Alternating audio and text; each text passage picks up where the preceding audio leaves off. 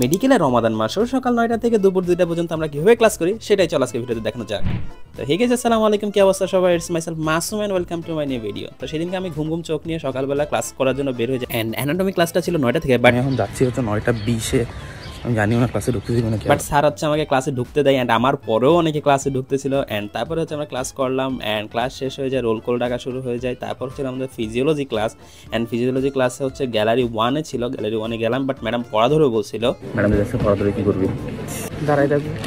Unfortunately madam হচ্ছে পড়া ধরে নাই, ওই দিন জাস্ট আমাদেরকে নোট করে দিয়েছিল এন্ড বুঝাই দিছিল। দেন হচ্ছে ক্লাস শেষ হয়ে যায় আমাদের। কেমন লাগলো আজকে ক্লাস? তুই প্রতিদিন যেরকম লাগে কিছু তো বুঝি না।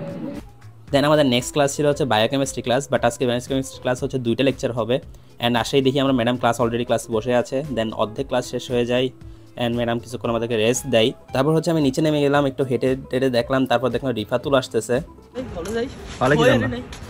এখন ক্লাস অর্ধেক শেষ, এখন বইতে যাচ্ছ? বই আনি নাই, পিছে পড়েছিলাম, পিছে ঘুমাইছি।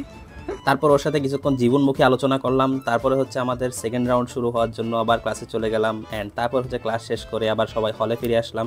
হলে এসে কিছুক্ষণ রেস্ট নিলাম, রেস্ট নেওয়ার পরে হচ্ছে আমি টিউশনের জন্য বের হয়ে যাই অ্যান্ড টিউশন শেষ করে আবার চলে আসলাম হলে অ্যান্ড তারপর হচ্ছে সবাই মিলে বিকালে একসাথে ইফতারি করলাম অ্যান্ড আজকের ভিডিওটা এই পর্যন্তই। ধন্যবাদ সবাইকে।